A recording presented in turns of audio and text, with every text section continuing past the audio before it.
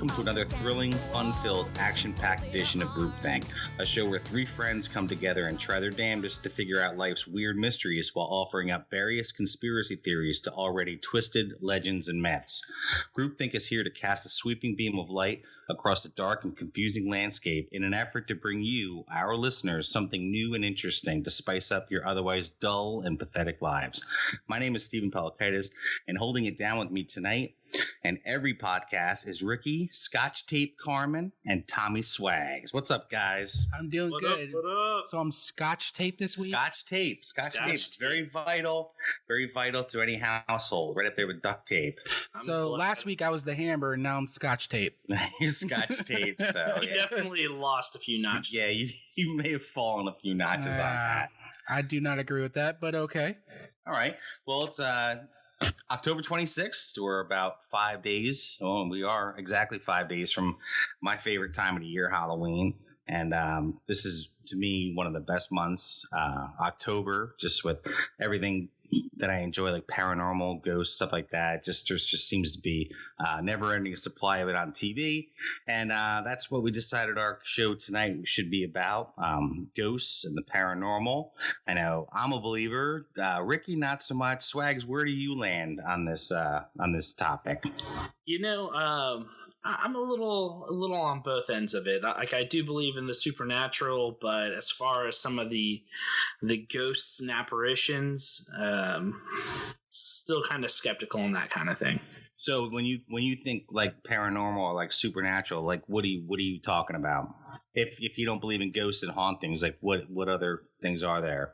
I'd say more along the lines of like the demonic possession, things like that has been around for a really long time. You've got the Catholic Church who still practices exorcisms and things like that. So I think if any of it were to be real, it'd be more or less that than seeing some old general in like a Civil War uniform walking through a field in the middle of the night. That's the kind of stuff where I'm just kind of skeptical about. Well, if you're into that demonic possession stuff, you're gonna love what we have on Headlines from the Darkside tonight. It's about this house in Gary, Indiana, that's actually been called the portal to hell. That's said to have been possessed by over 200 spirits. But we're gonna save that for later on in the show.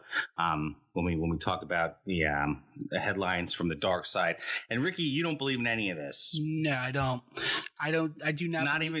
Not even a possibility that any of this can be real. I'm just the type of person that has to see it to believe it. And I have yet to experience anything supernatural or anything that can't be explained. Okay, fair enough. And I'm just the opposite. I mean, I haven't seen anything directly, but just with my reading and researching and stuff like that, I definitely believe that out of the thousands of pictures and recordings and whatnot, I think you could probably explain away 98% of them. But I'm always the one. What about that 2% that no matter what cannot? Well, let me stop you here.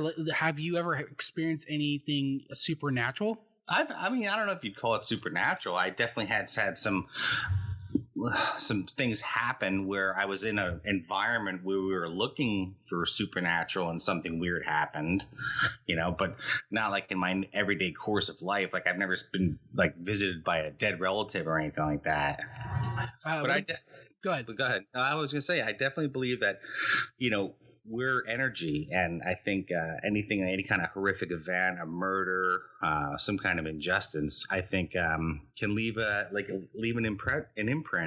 Then it just repeats itself over and over and over, and I think that's where a lot of your hauntings come from. So you really haven't experienced anything supernatural, but you still believe? No, I would say, I've had some things happen, like when I was in high school, I was living in Utah, and there was this place called the Old Mill, and it was in Salt Lake City, and me and some friends had snuck in there. It had been closed for like 50 some odd years. It burned down like 3 or 4 times, but the actual stone foundation of it remained. So we we kind of broke in. I think the statute of limitations is done with that, but I think it probably, it was back in '88.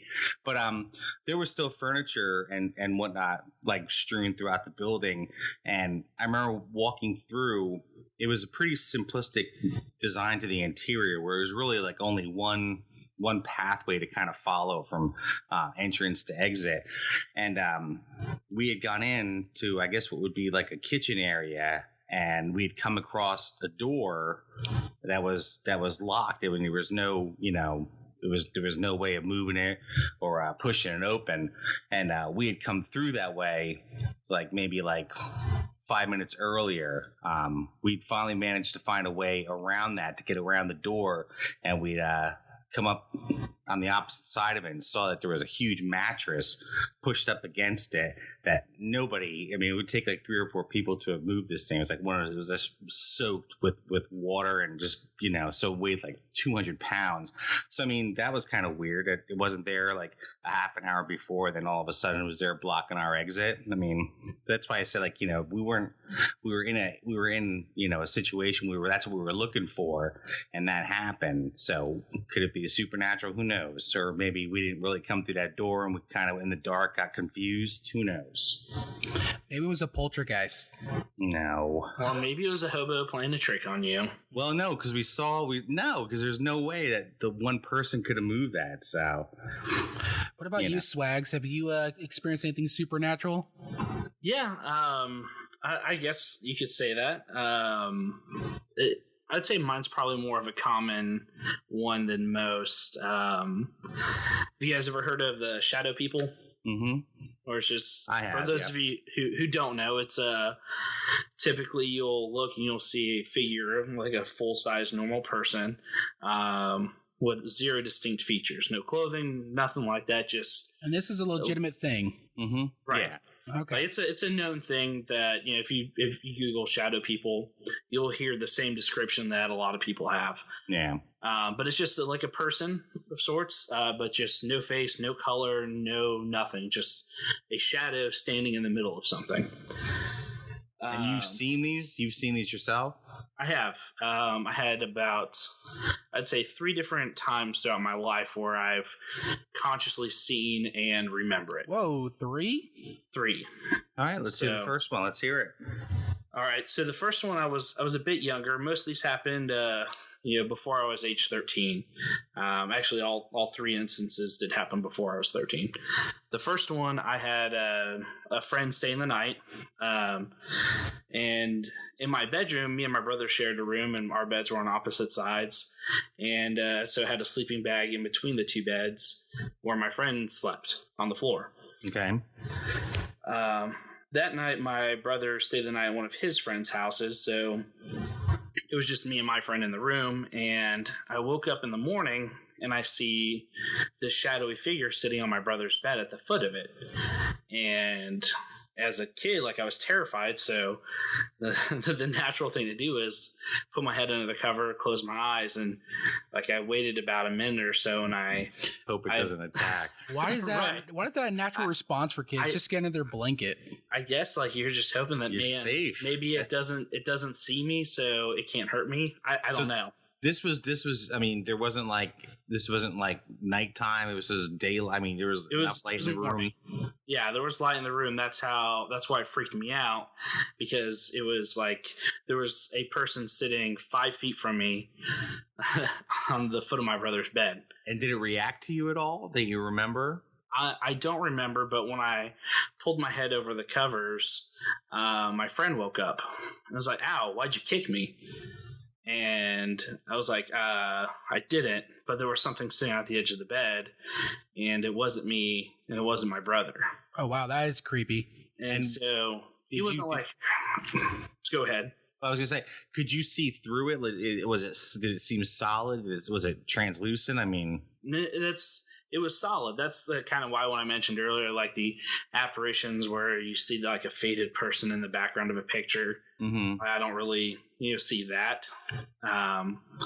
But this was a solid figure. Wow. I couldn't see through him to the other side of the bed or anything. And then my friend woke up and thought I kicked him to wake him up.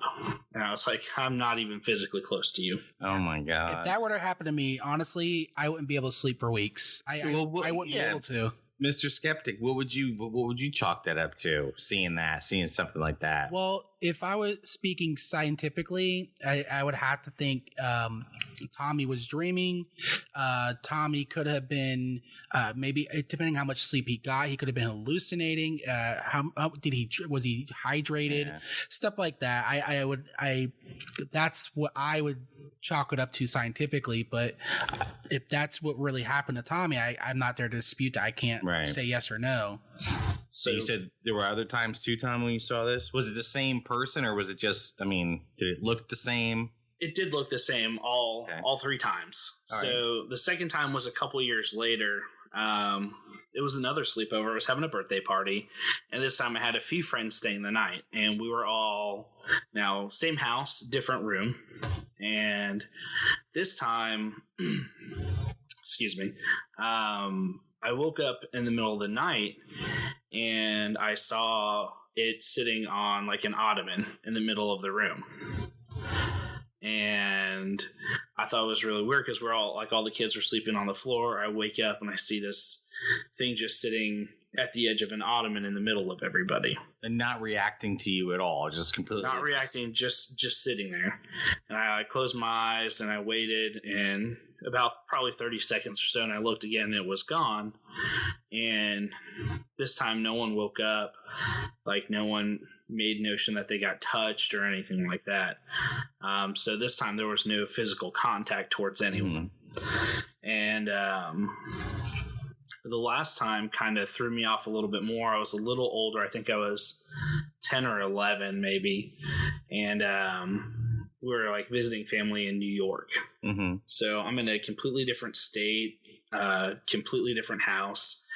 And I was kind of an old house anyway, so I was already pretty nervous and like scared as a kid. Right. Like, I can hear noises all night long. And so this time I went from sleeping in the living room to sleeping in the bonus room. And I was sleeping. It was you had to walk up the stairs to get into the bonus room, and I was on a couch next to the staircase. So it was like a regular staircase, and I finally went to sleep, and I woke up and I saw it standing, leaning against the staircase rail with its arms crossed, just hanging out. And still yet again, it's really weird to describe. I remember it so vividly, but yeah, I could still see it had limbs and everything, but it was just still completely darked out. And so, same being that I had this is third experience that I remember. Right. I did the one under my blankets, waited, and like creepily looked back up, and it was gone. That would be to me. I'm just don't mean to interrupt, Paul. That would be like just the most suspenseful thing ever. Is like that whole drawing the blanket down from your eyes and praying. Like, what would you do if you pulled it down and he was like right in your face? Probably like a heart attack or something. I don't know. I was just like hoping and praying that I wouldn't find out. Right. Because when you're in a situation like that, you don't know what you're going to be up against. You don't know, you have especially when you're a kid, you're just vulnerable. Right. It's like, what do I do? Can I fight it? Can I scream? Will it, stop? Because, you just never know. Like, you see stuff on movies and you're like, well, what if I try to scream and no one can hear me, or something like that. So there are instances too where ghosts, can physically harm people, whether it's slapping, pulling hair, scratching. A case that comes to mind is there's a case in Tennessee called the Bell Witch, and Bell Witch is probably one of the scariest stories I've ever read about. It just kind of I read it for the first time when I was like maybe 12 or 13. It's just one of those stories that kind of just stuck in my head. And they actually did a movie with Donald Sutherland called An American Haunting. It was based on the Bell Witch, and she like literally would slap, scratch, push, pull hair. It was just incredible what these people they endured with this haunting. So I mean, I would be afraid for that reason, because I know that there are cases on record where ghosts have actually physically harmed people in the homes. So that's what went through my mind. Yeah, definitely. It's something scary, but and I imagine I probably had a hard time sleeping for a while after that, or at least wouldn't sleep alone. So how old were you then? That last one I had to have been probably 9, almost 10. Okay, and you haven't had any of these sightings or anything like that happen since? Well, I mean, no more of the shadow people. That kind of ended. All right. Were 2 of the 3 were at your old house? Mm-hmm. One on, was it Navajo? Yeah, the house I grew up in. Yeah, so I've stayed a night at Tommy's house growing up with him, over summers, and I did not see anything. You didn't feel anything? No. Did you ever talk about it, Tommy? Not much. I don't remember. I know I've definitely talked about it a little bit more as I'm older. Right. Because for me, it was nothing that apparently followed me. And it's, here we are almost 20 years later, and I've never had another experience. The thing I find troubling is when people say, well, you have to be attuned to them. And I kind of feel that's kind of a cop-out. It's like, just because you don't see ghosts, it's probably because you're not attuned to them, so therefore you're just wrong. Well, I think there's some validity with that, because I mean, you get people who like psychics and stuff that can see, or mediums, let's say, that can actually communicate with spirits, and I think they're at a higher level, not like intelligence wise, but I just think that they're more in tune to maybe that frequency that ghosts project at, and so we're supposed to take the psychic's word. No. Again, you be your own judge, but if a person's sitting there, and they're telling like exact things of going on and exact history, and they could repeat it without ever having been told the history of the property, I think there's some relevance to that. I think there's some credence to that, that these people have a gift, and they're definitely more in tune with that level than we are. It's like dogs and cats. They can predict. I mean, they're on record that dogs and cats, cattle, whatever kind of animals can react differently. Like they can almost foretell when like an earthquake or some kind of natural event's going to take place. They're just at a different wavelength. Yeah, and also, I mean, like kids too. Typically, even in like the scary movies or whatever, there's always a kid who's getting, you always hear like, oh, this kid's got an imaginary friend that turns out to be like this demon that's going to kill everyone. I think it's just an innocence to feelings. We might see stuff every day. Like, who knows? Like, I could literally be seeing these shadow people all over the place, and just kind of brush off as, oh, that's just a shadow, or and I just blinked weird, or and just brush it off, because in my mind now I'm so conditioned. I'm like, okay, whatever. As an adult, yeah, you're conditioned exactly, because it's like, you don't think like a child. You think, whatever. You just kind of explain things away. Whereas a kid, he doesn't have those tools to just rationalize and think things away. What is a common theory on what makes a ghost? Well, I was when Tommy mentioned about kids. What most poltergeists focus around, it's usually the common theme with any kind of poltergeist activity is usually a prepubescent kid, be it a boy or a girl, and a lot of investigators say that because these kids going through these changes with their bodies have so much like energy that they can't channel correctly, that they themselves are acting like a conduit, and that's what creates this poltergeist activity. It almost like feeds off of that energy. So that's a pretty common theory, common string with those. What I meant was, what determines that people come back as ghosts? I mean, you hear people talk that, it's either a traumatic event, someone maybe, to right a wrong. Like I said, an extremely violent event. But I mean, there's kind of two flip sides, because there's a regular haunting, which is just an episode, whether it be a death scene or something that's just repeated over and over and over. And then you have what are called intelligent hauntings, where the ghosts or apparitions can actually react to live human mediums or investigators. So that kind of lends to, well, are these people trapped between here and the afterlife, and they're being punished? So I don't know exactly what the cause would be, but there's plenty of theories out there as to why they would exist. Because I have heard that theory that something violent has to happen, or they have unfinished business. And the population that's on Earth is around 7 billion, and there's hundreds of thousands of people that die a day. Do you not think that they don't have unfinished business, or even a small percentage of them were violently murdered? So wouldn't that make what I'm trying to say is, would that make a lot of ghosts be? Yeah, I mean, I see where you're going. It's like, you just like with like people who, some people can let it go, some people can't. It's like maybe the ones that can't let things go are destined just to repeat it over eternity. I mean, just depends on the person, I guess. So I think that's just a really tough thing to know. I mean, until we experience death, and we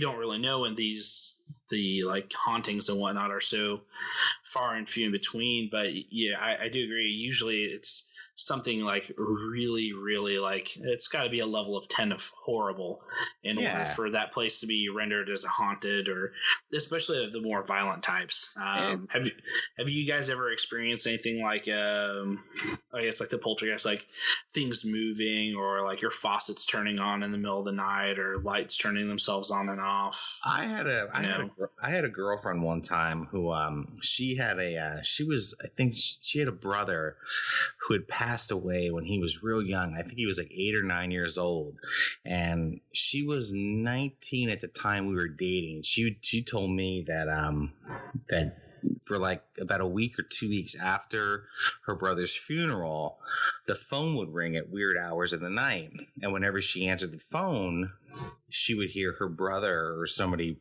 she thought pretending to be her brother's voice on the other end asking, "Where's mom?" And of course she thought that it was just somebody screwing with her, a sick sense of humor, and she would hang up. And then she said that weird things started escalating. The doorbell would ring at all hours of the night. Just stuff like that. Things would move, odd smells and whatnot. And I remember a bunch of friends and I, had slept over there one night. We were in the front room by the front door, and we were on the pull-out couch. And sure enough, about 2 or 2:30 in the morning, the doorbell starts ringing, like frantically, like somebody's out there, like dying to get inside, ringing the doorbell. And I remember her just squeezing me, like she was like super scared, and that was making me nervous. And I was like, what is going on? Is this really happening? And I guess, Ricky's side kind of kicked in. I said, there could have been some explanations for it. Like, it was cold out, so who knows, the temperatures affected the wiring and the doorbell or not. But I remember I was pretty scared. So, I mean, I don't know if that's quite the answer you were looking for, but that's definitely one experience I definitely remember. What about you, Ricky? None. If I had experienced anything like that, I would be a believer. If I saw like a pencil levitating or an object moving on my desk, I have no other reason not to believe. Well, I do have a story that you told me that happened to you that you can tell me if you were just messing with me, but you used to tell me that when you guys were at your house, the third house you lived in that had the pool, that your stereo sometimes in the middle of the night, Marvy, I believe you're talking about. maybe, yeah, that your stereo would start popping up messages like curse words and things like that in the middle of the night. I do not remember that, honestly. What? So wait, he told you that though, Tommy? Yeah, no, I definitely remember, because you shared a room with Justin and David, and told me that your stereo would turn itself on, and like the F word would pop up, and just like curse words and profanity would start like scrolling across the screen. And Are that you didn't know sure what. it was me and not one of my brothers? I'm pretty sure, man. So I don't know, but I'm just saying that's the only time I've ever heard anything from you. Now, me, I've had other experiences aside from the shadow people. Let's hear it. So I guess same house growing up. I've got a couple stories. I'll save the good one for the last, but I do remember one of my family members telling me that before I was born that they thought there was something going on, because there's this magazine rack that picked itself up and threw itself across the wall, across the room into the wall. And they actually, these people, your family members actually saw this happen. That's what they told me. Okay, all right. So I never experienced anything like that big, but you never know. But they did say that, they had like the pastor come over, they like anointed the like yard, all the corners of the yard and the house with oil and all the doorways and windows and stuff like that, and never since had an experience. I had a couple freakouts when I lived in Tennessee. There was of course, kids are sometimes ultimately scary. But my niece Caitlin was probably about 1 or 2. I don't know. She could barely walk. She was like, just got into her room, could barely walk. And I was living in the bonus room, and there was an old box of toys that they kept in there. And occasionally all the toys would turn themselves on, like music boxes and things like that. And I'd be like, sometimes things move, like the house was still settling, and that thing was super sensitive. If you barely bumped it, it would set toys off. So I can vouch for that. Right? Yeah, they're always going off, and that'll get your heart racing sometimes in the middle of the night hearing that. So Tommy, how are you not a believer? Because we're getting there. So like I would run into a couple times, like I'd wake up in the middle of the night and open my door maybe to go to the bathroom, and there's Caitlin like sleepwalking or something, just standing there like a zombie facing into the doorway. And that's kind of terrifying to see. Yeah, absolutely. And that happened a couple times. And like one time I just got home really late, and she was just standing like sleepwalking right in front of my bedroom door. And I was like, what are you doing, kid? So, of course, I picked her up like she was possessed, like arms fully extended out. We'll put her back in bed. But that was kind of a silly thing. But no, the only like time I ever kind of felt scared of a potential anything supernatural, it was in the same childhood house, the one on Navajo. Right. And at this point, it was just me and my mom living there. My dad had already passed away, and I was sleeping in one of the rooms on the other side of the house. Don't know if it has anything to do with it, but is the room my dad ended up passing away in. But it was one of the larger rooms of the house. And subsequently the room that I first saw the first shadow person. Okay. Well, more than one occasion, I would be, it'd be late at night watching some TV, and all of a sudden I start hearing like a pounding at the bottom of my bedroom door. And I always slept with my door locked, windows locked, all that stuff, just out of paranoia, because it wasn't the safest neighborhood.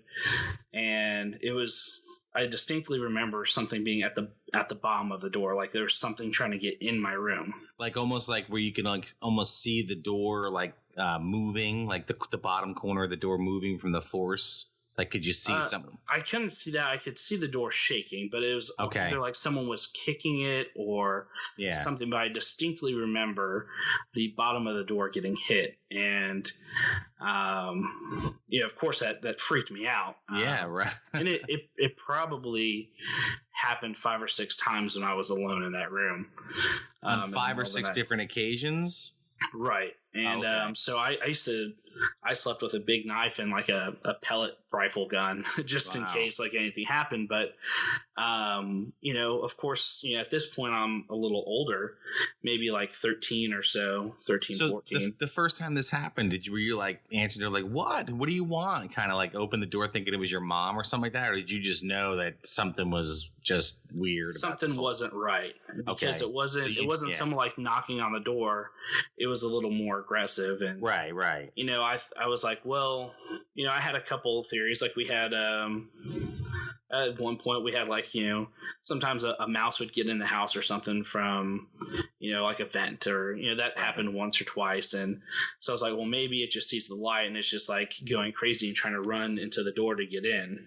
Or, something like that. But it was, right. It was just, for me, it was a little much. And for the fact that it was just, me and my mom in the house, right. Like, as like a kid, like I was terrified. I didn't want to do anything. And I didn't have a cell phone yet to like call my mom and like, hey mom, is that like, what's going on? And I'm stuck on the other side of the house. So did you just like kind of take like a wait and see approach? Like you didn't answer the door, you just stayed there, I'm sure you muted the TV or whatever you did and just were like kind of, okay, is it gone kind of thing? Or I just kind of took it as I waited it out.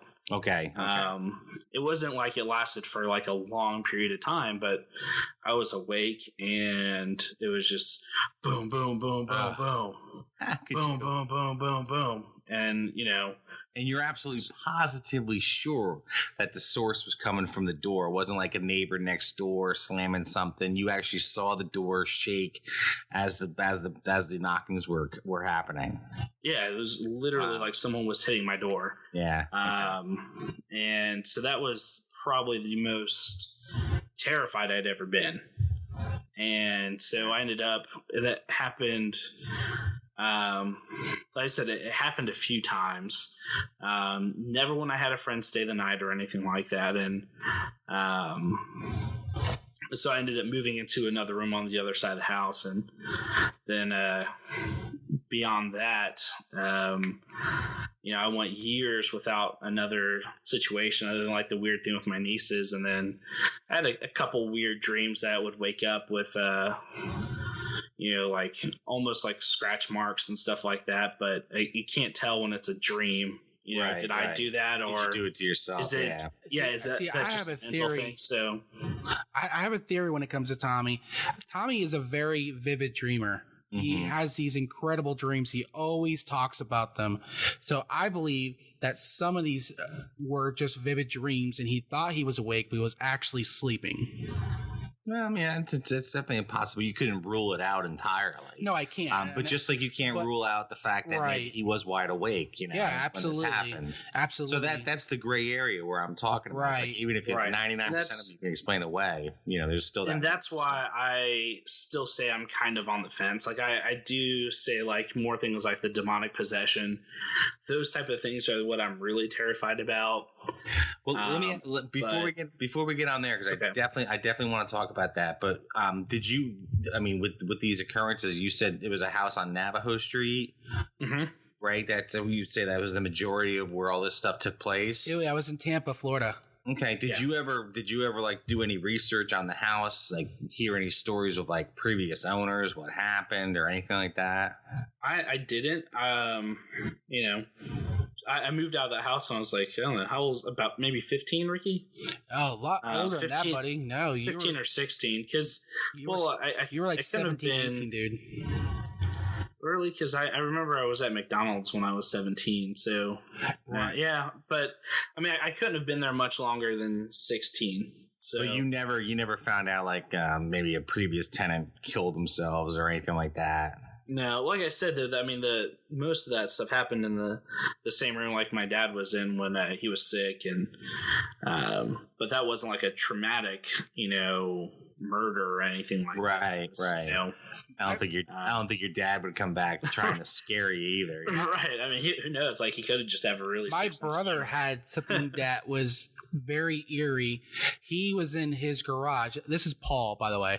Paul was in his garage, and he was, forget what he was working on, but he heard like this strange voice, and he thought it was his girlfriend, Courtney, and he just brushed it off, or actually because he knew Courtney wasn't home, so he just brushed it off. Maybe he was just hearing things, or it was just imagining things. And again, he heard this voice. And then when he was listening, it was coming from the top of the garage.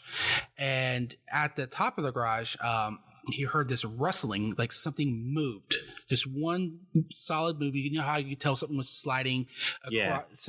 Yeah. So he got his ladder, and he looked where that noise was coming from, and he found this box. And this box belonged to the previous owner. And this house is right down the road from you, Stephen. Yeah, I've been there. I know what you're talking about. And this house is very old. And apparently he found letters from the previous owner who passed away in the house. And it was love letters to his wife, or actually not his wife, to his to this other woman he was having an affair with. Yeah, but then Paul said, as he realized it, he heard the noise. It actually sounded like up here. So really, yeah. So Paul does not believe in ghosts, and he was actually. He found this to be very creepy, and he couldn't explain it. And he said, "Where did what was that noise? That clearly it was something sliding up there, right? And it was also a voice where no one else was home, and it just happened to be a box full of letters, right? From the previous. So did he contact the previous owner? Yeah, he contacted the previous owner. It was actually grandchildren. He gave them the letters, and anything happened ever since? I would have to follow up with him. I believe, but they kind of knew that he was having an affair, but they didn't know for sure.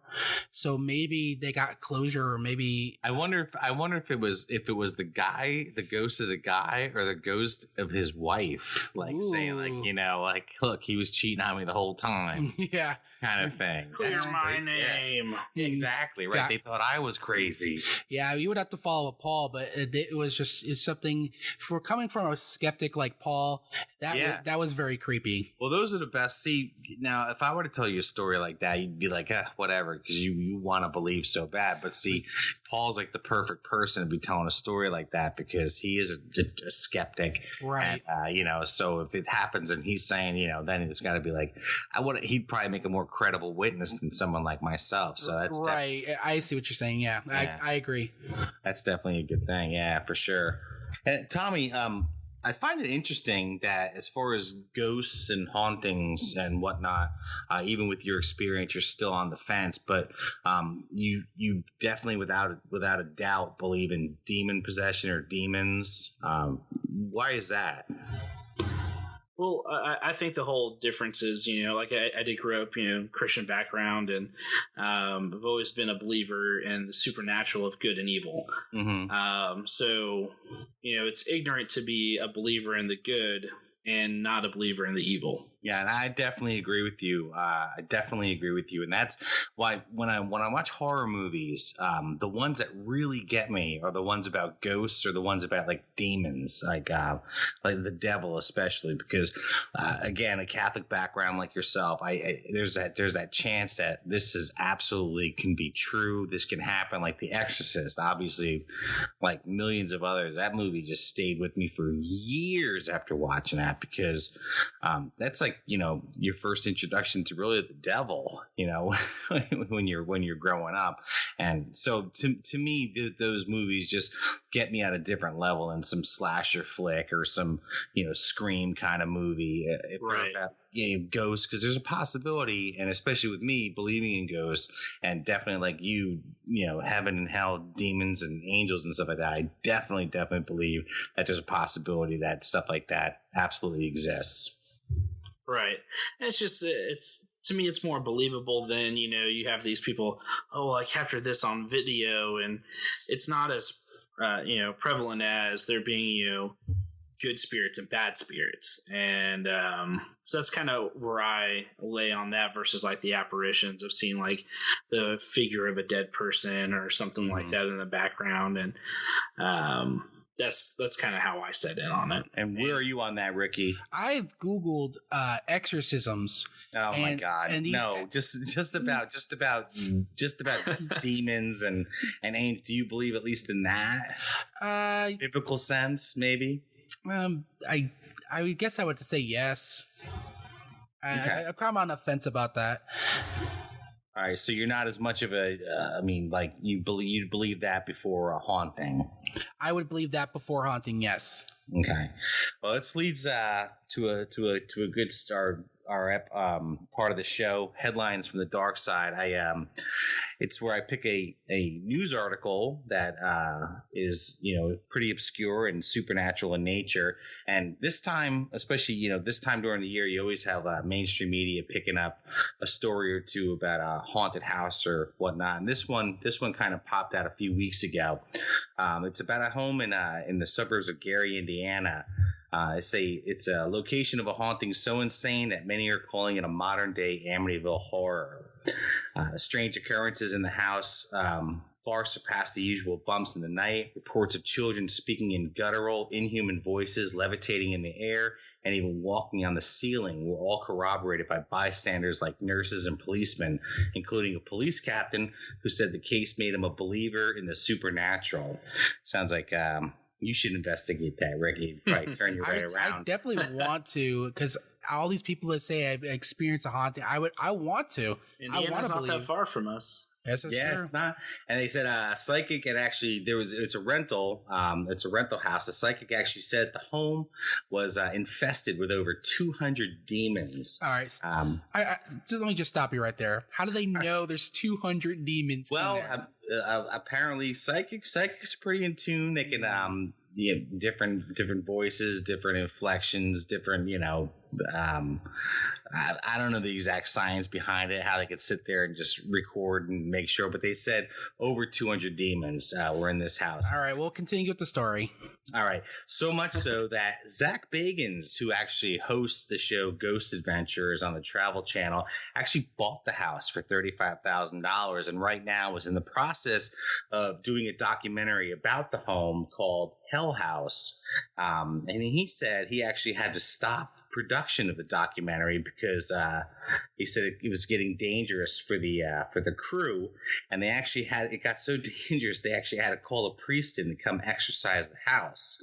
It says one eyewitness said in a recent photo of the house, a strange figure can be seen peering out of one of the porch windows of the home, and city officials claim that there were no inhabitants living in the home when the picture was taken. I've actually seen the picture, and who knows, it could be photoshopped or it could be legit. It's pretty creepy. Now, don't you think that the person who bought the house, Zach Bagans, so Bagans, you don't think this is a publicity stunt? Well, anyone who's watched the show, Zach Bagans can be a little bit of a drama king. He's definitely about the big picture and whatnot, but he plays up to his audience. So, He says Zach Bagans thinks that this home is actually a portal to hell, and that's why he's doing this investigation. He actually convinced a family that used to live in the house in the 80s to come back to the home for the new documentary. And he said as soon as filming commenced, demonic activity started to stir up within the house. The former homeowner claimed that she was kicked and her daughter began speaking in tongues and threatened to attack the crew. He said Bagans then took the possessed girl to a Catholic priest for an exorcism to rid the evil spirits. It says a couple of his production crew quit right on the spot when they heard about the girl being possessed. Was the possession caught on tape? I don't know if it was or not, but this is all during the filming of it, so maybe we won't know because right now it's in post-production. He's saying it's shut down for the moment, but then they're planning on releasing the movie, of course, called Demon House, like I said, sometime in November. So who knows? I will definitely be watching, just because I'm a fan of his anyway, and it'd be interesting to see what they catch on. Keep me posted because I'll watch it too, and just to give you, I guess, a counterpoint. Yeah, and like I said, Zach Bagans, he's a bit of he over dramatizes things a lot, but it makes for good TV. And I gotta say, a lot of the stuff that they catch on film on that show, unlike other ghost hunting shows, it seems pretty legit. It seems pretty hard to fake. So I've watched some stuff on the Sci-Fi, and normally at the end of the show, it was just the wind banging on the window or rattling the some chains or something like that. Nothing ever gets found. And because they just the opposite for this show, because they actually have video evidence of a lot of stuff, and but they also, not everything is proved 100% with it. But I just think it'll be interesting. I'll definitely, sometime in November or December when it's released, I'll definitely give you a heads up, and we take a look. And I'd like to get your opinion on it. Dude, we could totally like live tweet it, but with Skype. Sounds like a good idea. Absolutely. And we'll all start at the same time and give our commentary on the movie. That's perfect. Yeah, and that'd be a good little follow-up to the show. And in keeping with that, anything else you guys would like to add to any of the topics that we touched on? What are you dressing up for Halloween? I'm taking the kids out trick-or-treating, so I don't know. I really haven't given them much thought. I might just don the old Batman mask and go as Bat Dad. Oh, Bat Dad. I hope I don't get sued for that. Terrible. I thought we talked to you about your kids last week to get rid of them because they're just holding it back. They're so much fun. They're actually that was on our trial run. That wasn't on the actual show last week. Now it's a part of the official record. What about you guys? You guys are actually having a party this Saturday, right? Yeah. Yes. Third annual costume ideas. Mahal party. It's the third annual Barrage Mahal, and that's what he named his house, by the way. The Barrage Mahal. The Barrage Mahal. Nice, I like it. Yeah, I'm sure it's original. What are you dressing up as, Tommy Swags? Well, I was gonna do Where's Waldo, but everyone said that's so dumb and cheesy. So he's gonna do what? Now, I'm partnering up with my good old buddy Danny, and we're going as the Dirt Brothers, which is kind of like just a overly mulleted redneck white trash guy, like Joe Dirt and his brother. Yeah, exactly. So, gonna go find me a denim vest, and I already got some sweet cutoff jean shorts that I'm gonna wear. Nice. And a cutoff American flag T-shirt, so it's male no Daisy Dukes. Oh yeah, now that's gonna be sexy. And that just sounds awful. Look big. What about you, Ricky? Mr. Scotch Tape. Oh God! Really? I'm still Scotch Tape. Yeah, it's for the whole episode. For the whole episode. Couple of minutes. Let's get into the sticky with it. Well, I'm doing something a little bit lame because Kim really doesn't celebrate Halloween. So this year she agreed to dress up as something. So we did a couple's costume. So she's gonna be the socket and I'm gonna be a plug. That sounds terrible. Oh God. Yeah. I need to see pictures of it. I feel like this is going to be just some. The costume arrives tomorrow from Amazon. Oh, you actually okay? So there is hope, Tommy. At least he didn't make it. First, I thought he was just going to be like, "Oh, I'm going to wear a hat that's got 2 points on it." And she's no. Hers is it's a one size costume fits all. Hers is it's a long T-shirt that just has a picture of a socket on the front, and my costume is a plug that fits around my waist. A lot of thought. Yes. Hey, I want to give. Those are like costume accessories. That's not. Oh yeah. Well, Tommy's any different. He's just gonna go to the store get a denim jacket, put a mullet on, and some dirt, and that's original. I like it. It's a little bit more classy. You know what? T-shirt and a strap on. Before we get too much off topic here, I just want to give a shout out to some programming that comes on this week. It's been on for AMC does their Fear Fest. This is their final week of broadcasting some classic horror films. Destination America channel, you'd have to check that at your local listings, but they are doing a live exorcism on October 30th at 9 p.m. They're actually going to have a few mediums to perform a live exorcism on TV. They promise that should be some interesting stuff. Also on Destination America channel all week long. They're showing marathons that are ghost related and paranormal programming, like Ghost Asylum, A Haunting, Boogeyman, which really kind of focuses on local lore and legends. So it's just a great time of the year, especially if you're into like scary things, supernatural things, ghosts and whatnot. You can find it all over television. Those are just some of the channels that I would recommend, especially that Exorcism Live on Friday. Ricky, are you going to watch that? Oh, absolutely.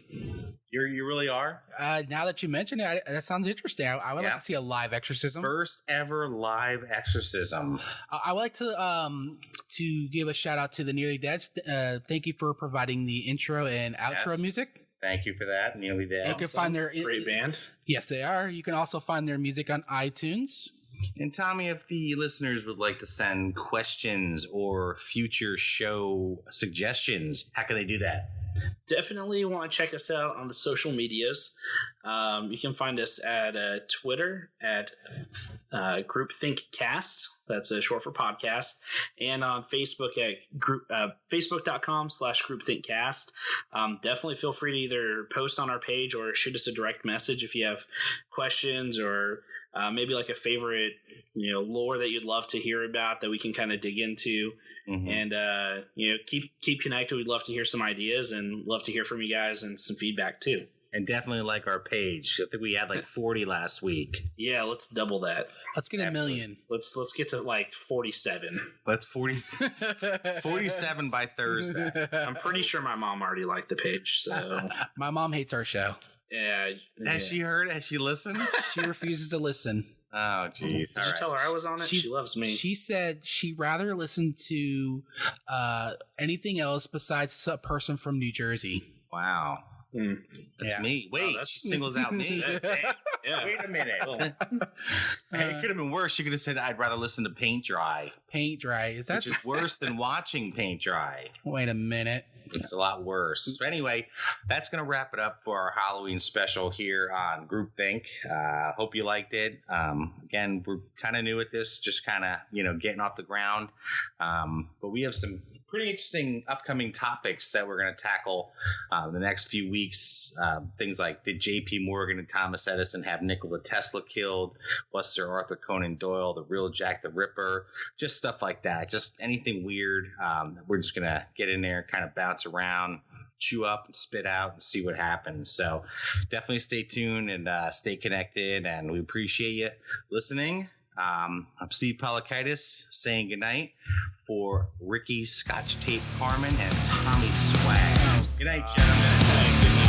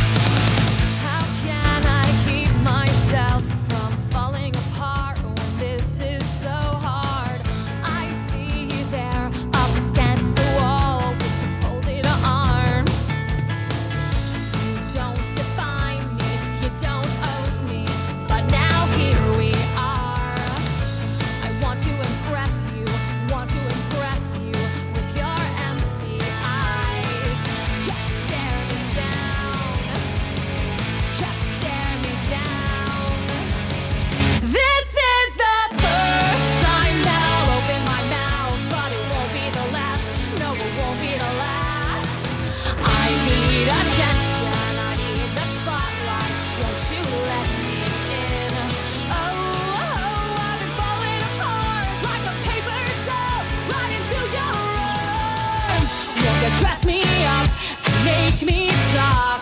I will let you in, 'cause that's what I want. That's what I want. Now that I'm self-aware and torn apart, do you still care? I play the victim, just an actor.